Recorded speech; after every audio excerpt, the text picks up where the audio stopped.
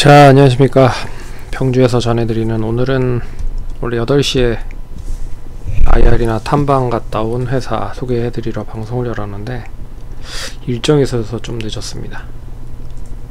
양해 부탁드리고, 오늘은 기업 분석으로 좀 지금 시점에서 좀 괜찮게 봐야 되는 종목 중에 한 종목, 이 종목은 좀 봐야겠다, 이런 종목 성우하이텍을 좀 관심있게 보자라는 의미로 가져왔습니다.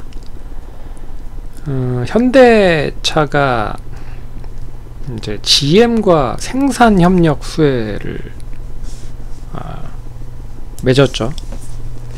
생산에 대한 공동적인 특수를 한번 노려보겠다라고 해서 GM과 손을 잡았는데, 좀 간단하게 설명을 해 드리도록 하겠습니다. 거기에 대한 수혜가 이어질 수 있을 것이다 라는 거. 그래서 간단하게 설명 좀 해드리면, 지금 이제 미국이 자동차 쪽에도 관세를 부과를 하려고 하고 있잖아요. 그래서 모든 미국에 들어오는 자동차에 대한 관세를 10에서 15%, 많게는 20%까지도 관세를 부과를 하겠다, 이런 얘기를 하고 있어서, 그렇지만 미국에 공장이 있다라고 하면은 조금은 제한을 둘 수도 있다, 이런 얘기를 했는데, 애시당초 제가 봤을 때는 중국을 노리고 이런 이야기를 한 것 같긴 한데, 그래도 다른 기타 유럽이라든지 우리나라, 일본 이런 업체들이 당연히 이제 피해를 받을 가능성이 높죠. 그런 점에서 현대차가 먼저 관세를 부과하든 말든 상관없이 이제 GM과 생산 제휴를 맺습니다.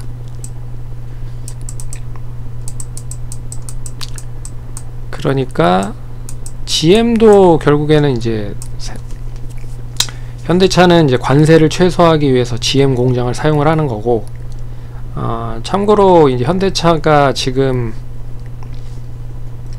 조지아 공장이 이제 거의 완공이 되고 있는 상황인데, 여기에 다 돌린다라고 해도 이제 부족합니다. 그러기 때문에 이제 GM에 대한 공장을 좀 사용을 하겠다. 그래서 어차피 미국에서 사용이 되면, 그러니까 생산이 되면 이제 관세 부과가 없으니까 이런 거라고 좀 볼 수 있을 것 같고, 그럼 GM도 현대차 쪽에 생산 공장을 이용을 하겠죠. 제가 봤을 때는 GM이 없는 쪽이 러시아, 그리고 인도, 이쪽은 이제 GM이 다 현대차에 팔고 나간 그런 공장들이에요. 그래서 러시아는 이제 이 우크라이나와 전쟁이 끝나면 다시 이제 현대차 쪽에 반환한다라고 계약이 돼 있습니다. 예, 그런 점에서 다시 이제 현대차가 들어온다라고 하면 결국 거기를 이제 현대차가 가동도 하겠지만 또 GM이 사용을 할 수도 있다라는 거고, 그리고 인도도 마찬가지예요. 인도 공장을 현대차가 인수를 했어요. 그래서 이제 GM을 아시아 쪽 진출하는 데 있어서도 생산을 하는 거죠. 이제 그런 쪽으로 보면 이제 거기에 있는 생산을 뒷받침을 해주는 벤더들이 동반 수혜를 받을 가능성이 높은 거죠. 그런 이제 투자 아이디어를 좀 찾아보시고, 그리고 또 종목을 한번 보겠습니다. 회사는 95년에 설립이 됐고요. 그리고 자본금 400억에 코스닥에 상장되어 있는 회사다. 3분기 매출 기준으로 보면 제품 매출이 대부분입니다. 이게 제품은 차체라고 생각을 하시면 될 것 같아요. 그래서 범퍼나 팬더, 차량 바닥 판넬 이런 거를 주로 만들고 있는 회사다. 그리고 상품 매출이 8.19%고 기타 매출이 있습니다. 투자 포인트는 한 3가지로 볼 수 있을 것 같아요. 자동차 관세 부과에도 현대차 GM 생산 협력을 본격적으로 한다. 그리고 현대차에 독점 공급을 하고 있는 아이템이 범퍼 레일이라고 하는 차체 아이템이 있습니다. 그래서 차량의 전면, 후면부 범퍼에 내장되는 철제 빔이 동사의 핵심 부품이라고 생각을 하시면 될 것 같아요. 뒤에서 또 자세하게 설명을 해드리도록 하겠고, 대시로우나 사이드 멤버 이쪽도 있다. 사이드 멤버 같은 경우는 차량 바퀴 위에 장착되는 부품이고요. 이제 차량의 측면 외곽 구조를 지지하는 역할을 합니다. 이제 차체 부품 쪽에서는 시장에서는 한 20%를 점유를 하고 있다. 그리고 다양한 신규 사업 준비 중이고 성과가 조금씩 나오고 있는 상황입니다. 그래서 차량 경량화에 필요한 배터리형 외장재 납품을 이미 진행을 하고 있는 상황이다 라는 것도 눈여겨보셔야 될 것 같습니다. 그래서 이렇게 이제 차체에 들어가는 이 범퍼에 들어가는 빔, 철체 빔, 그리고 펜다, 차량의 바퀴 위에 장착되는 부품, 측면 외곽 구조를 지지하는 역할을 한다라고 하더라고요. 그리고 차량 바닥 부위를 지지하는 판넬, 플로어, 이거는 이제 차체 차문, 그리고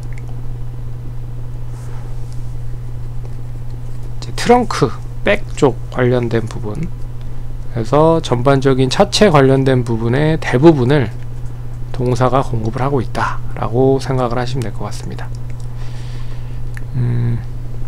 동사 차트를 한번 볼게요. 차트 보시면 자동차 관련된 종목들이 그렇게 좋지는 않습니다. 이제 거의 바닥이 좀 지지되어 있다라고 좀 보고 있어요. 한 5,000원 정도에서 지지가 되고 있는 상황이다라고 보시면 될 것 같고, 차라리 먼저 움직이고 있는 쪽이 SL, 그리고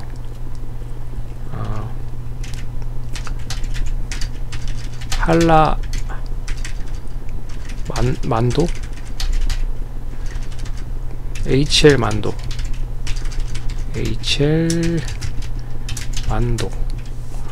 한온 시스템, 그리고 서현이야. 서현이야도 아직 뭐 그렇게 많이 올라간 게 아니죠. 그러니까 뭐 SL 정도, 그리고 현대위아, 현대 모비스 정도, 현대 오토에버, 오토엔 별로고요. 글로비스가 차라리 좋습니다. 글로비스. 근데 글로비스는 뭐 차량 물류 쪽이잖아요. 그렇기 때문에 진짜 부품 쪽에 대한 거는 HL 만도나 한온 시스템, SL 정도가 좀 강세 흐름이고, 나머지는 다 고만고만한 흐름이다. 그래서 성화이텍도 뭐 바닥권에 있는 종목이기 때문에 별로 그렇게 부담이 되지는 않을 것 같습니다. 주가도 예전 이제 21년 이제 코로나 때 하락을 했었던 시점이 2,000원대인데 거기에 딱 5,000원 정도 선까지잖아요. 그러니까 별로 그렇게 크게 부담이 되는 자리는 아니다. 그걸 이제 실적으로 검증을 해보면 실적이 올해 좀 작년 대비해 봤을 때는 좀 줄었습니다. 근데 뭐 영업이익 자체도 2077억이고 순이익 자체도 1356억이에요. 이거를 이제 주당 순이익으로 계산해보면 PER 자체가 3.2배입니다. 그리고 PBR은 0.23배예요. 그렇기 때문에 뭐 엄청나게 좀 가격적인 매력이 높죠. 그래서 경기 부진으로 차량 판매 감소와 신차 특수에 대한 이 신차가 또 빨리빨리 나와야지 빨리빨리 팔리잖아요. 근데 신차에 대한 그 계절적인 특수나 여러가지 특수가 원활하게 좀 진행이 되지 못하면서 4분기 실적이 별로 좋지 않게 나왔다.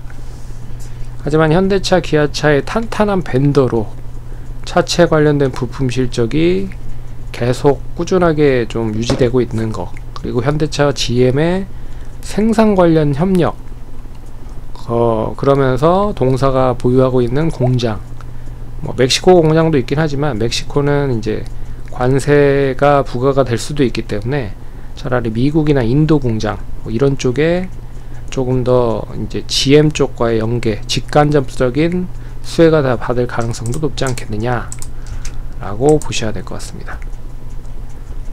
그래서 이미 뭐 가격 매력은 상당히 높고요.